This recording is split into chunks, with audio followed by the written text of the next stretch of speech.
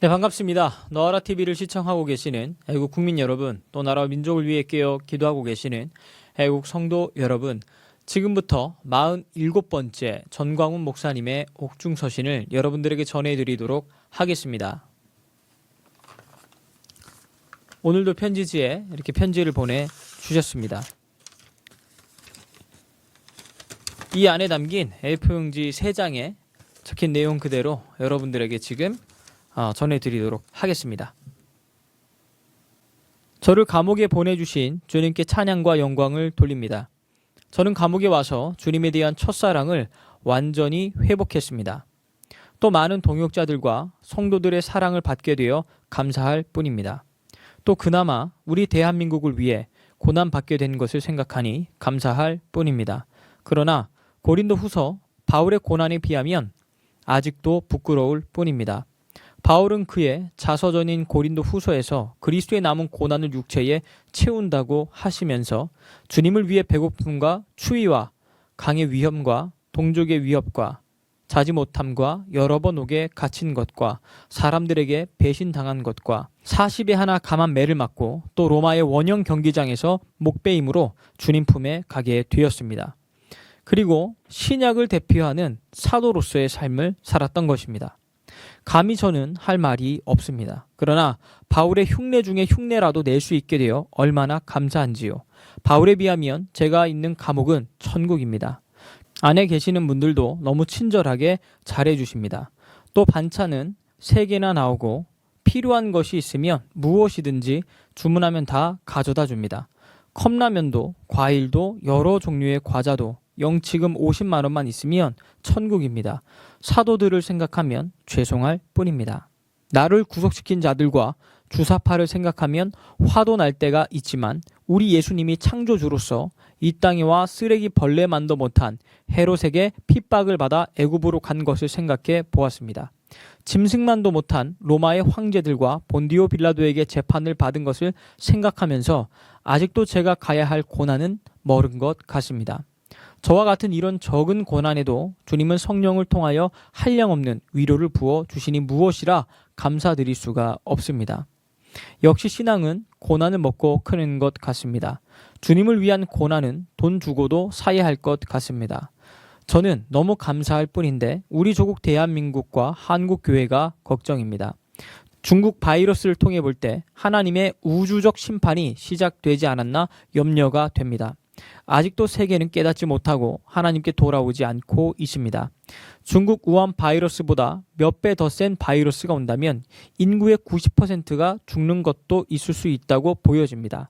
하나님은 범죄한 시대를 때때로 정리하셨습니다. 노아의 홍수가 그리했고 소돔성이 그리했습니다. 근래에 1, 2차 세계대전도 그리했습니다. 거기에는 다 이유가 있었습니다. 그중 대표적 사건이 악하고 음란한 세대가 심판을 받았습니다. 이번에도 결국 이것이 하나님의 심판을 가져온 것 같습니다. 1, 2차 세계대전은 개인적으로 독일 신학의 타락이라고 생각합니다. 이번 중국 우한 바이러스로 중국 시진핑이 하나님에 대한 반역으로 보여집니다. 문재인도 결국 여기에 동조하고 있습니다. 살 길은 회개하고 주님께 돌아와야 할 것입니다. 아수르의 수도인 니느웨는 요나의 책망을 듣고 회개하므로 하나님의 심판을 벗어났습니다. 우리나라의 남북한 상황도 북한 사람의 손에 들어간 것은 1938년 평양에 있는 27회 총회에서 신사참배결의 주기철 손양원 제명한 것이 역사 신학으로 볼 때 결정적 원인이 되지 않았나 생각해 봅니다. 같은 한반도에서 남한은 자유와 경제적 축복을 받은 것이 순교하신 분들의 많은 분들이 경남 출신 목사님들이었던 것이 그 이유 중 하나라고 봅니다. 이제 우리도 성경과 역사를 교훈 삼아 하나님 앞에 회개해야 할 것입니다. 그 중에 가장 큰 회개가 윤리적 회개보다 하나님이 주신 금세기 최고의 축복인 자유 대한민국을 지키지 못한 죄를 회개해야 합니다. 우리가 누리는 자유 대한민국은 희생 없이 미국을 통하여 값없이 주어졌기 때문에 그 가치의 중요성을 너무 모르고 쉽게 주사파에게 내어주고 말았습니다. 둘째는 교회가 지역주의 정치인들에게 속은 죄를 회개해야 합니다. 주님과 복음을 따르지 않고 정치인을 따랐던 죄를 회개해야 합니다. 지역 마귀에게 속은 죄를 회개해야 합니다.